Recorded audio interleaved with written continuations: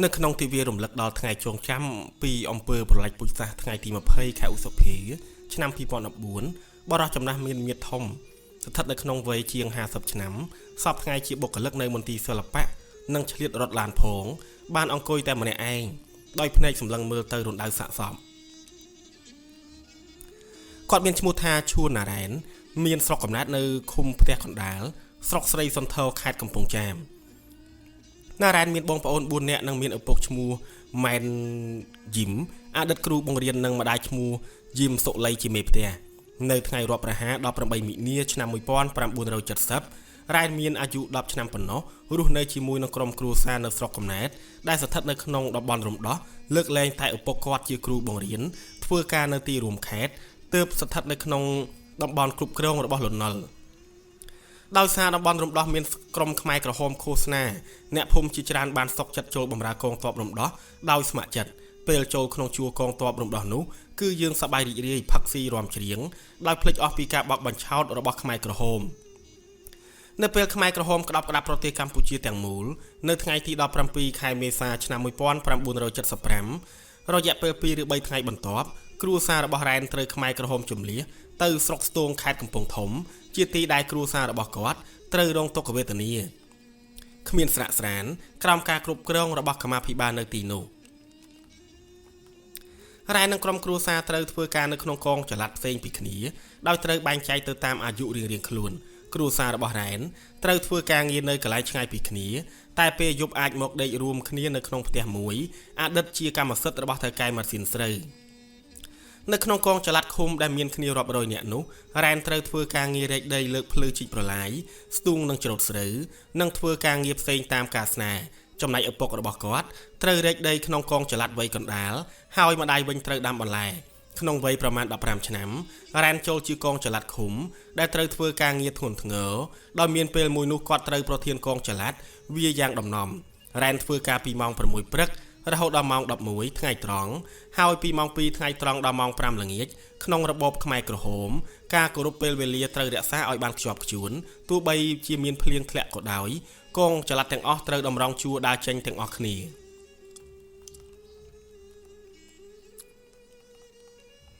ចំពោះការហូបចុកវិញប្រសិនបើជាបពពួករបស់ចុងភៅនោះចុងភៅដួសឲ្យបានច្រើនបន្តិចប៉ុន្តែបើមិនមែនជាបពពួកទេជួនកាលទទួលបានតែសម្លដែលគ្មានត្រី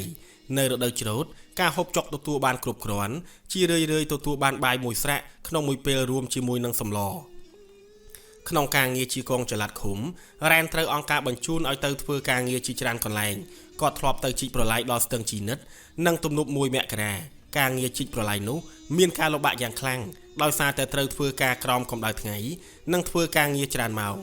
មានមនុស្សជាច្រើនបានដេកដួលសន្លប់ពេលកំពុងស្ទូងតែអ្នកបានធ្វើការក្នុងកងចល័តរួមគ្នាជួយរ៉ែនធ្លាប់ឃើញហេតុការណ៍ដ៏គួរឲ្យរន្ធត់នៅពេលមនុស្សជាច្រើនត្រូវចងបន្តកន្ទុយគ្នារួចឆ្លប់ខ្មែរក្រហមវាយក្បាលអ្នកទាំងនោះពីក្រោយ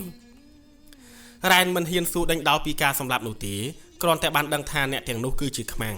រ៉ែនបានស្គាល់អត្តសញ្ញាណអ្នកដែលត្រូវសម្លាប់ម្នាក់ជាអ្នកស្រុកភូមិរបស់ខ្លួនផ្ទាល់ជាអតីតគ្រូបង្រៀនដែលបានប្រព្រឹត្តកំហុសសម្រាប់ស្រុកភូមិដែលរ៉ែនរស់នៅចំពោះអតីតកា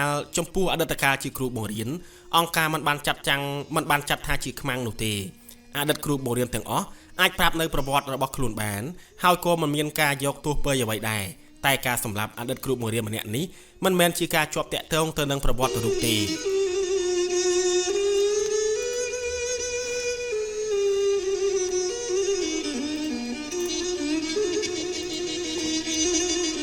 មានគ្រាមួយរ៉ែនបានទៅលេងផ្ទះពូរបស់ខ្លួនហើយចៃដន្យបានឃើញយោធាខ្មែរក្រហមបានចាប់ចងអ៊ំរបស់ខ្លួន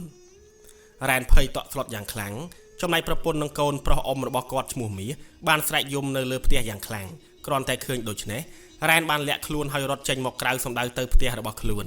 មួយខែក្រោយមករ៉ែនទទួលដំណឹងថាកូនប្រុសនិងប្រពន្ធអ៊ំរបស់គាត់ត្រូវឆ្លប់ខ្មែរក្រហមយកទៅសម្លាប់រៀងរាល់ថ្ងៃរ៉ែនត្រូវលុតដំទាំងកម្លាំងកាយនិងសតិអារម្មណ៍ខ្មែរក្រហមមិនអនុញ្ញាតឲ្យដំអក់មិនចង់ធ្វើការនោះទេ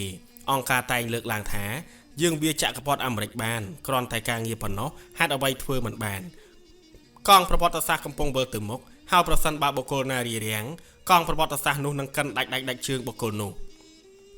រ៉ែនធ្លាប់ត្រូវចាត់តាំងឲ្យទៅយាមស្រូវដែលក្នុងមួយក្រុមមានគ្នា4នាក់ អ្នកទាំងអស់គ្នាត្រូវធ្វើការបដូរវេនគ្នាដើម្បីយាមស្រូវថ្ងៃមួយអ្នកយាមនៅពេលយប់មិនបានដាស់រ៉ែនឲ្យងើបយាមបន្តទេដោយសារម្នាក់នោះបានដេកលងលក់តាំងពីប្រលប់យប់នោះប្រធានកងចល័តឈ្មោះហ៊ានបានអូសជើងរ៉ែនទម្លាក់ទឹកពេលនោះរ៉ែនបានបដិសេធថាមិនមែនជាវេនរបស់ខ្លួននោះទេទោះជាយ៉ាងណាហ៊ានមិនស្ដាប់ហេតុផលរួចហើយបានយកច្រវាវីរ៉ែនតែម្ដងរ៉ែនមិនហ៊ានធ្វើអ្វីឡើយគ្រាន់តែមានចិត្តចងគំនុំក្នុងខ្លួននិងសួរខ្លួនឯងថាតើហេតុអ្វីបានជាមនុស្សមានចិត្តសាហាវយ៉ាងដូចនេះនៅពេលជួបជាមួយនឹងកងចល័តជាមិត្តភក្តិរបស់ខ្លួនរ៉ែនបានជជែកពីរឿងនោះដោយនឹកគិតថាសង្គមនឹងមិនទៅជារបៀបនេះទេភាពអត់ឃ្លានការខ្វះខាតអាហារហូបចុកបានធ្វើឲ្យកងចល័តទាំងមូលបាក់កម្លាំងធ្វើការងារធ្ងន់ធ្ងរលែងកើតមិត្តភក្តិជិតស្និទ្ធម្នាក់របស់រ៉ែនឈ្មោះលុចដែលនៅក្នុងកងចល័តរួមគ្នានិងមានអាយុប្រហែលគ្នានោះបានដេកស្លាប់ក្នុងទឹកបឹងពេលទៅបេះប្រលិតព្រោះមិនអាចងើបចេញពីទីភក់បានដោយសារតែភាពហេវហត់សូម្បីតែរ៉ែនក៏ធ្លាប់ជាប់ក្នុងបឹងដែរតែសំណាងល្អត្រូវបានកងចល័តដតេជួយ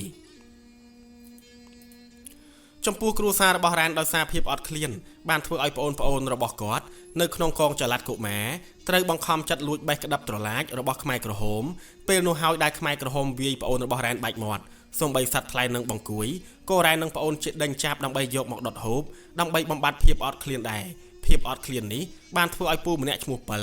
មកពីស្រុកភូមិជាមួយរ៉ែនបានលួចដំឡូងរួចត្រូវខ្មែរក្រហមវាយនៅចំពោះមុខមហាជន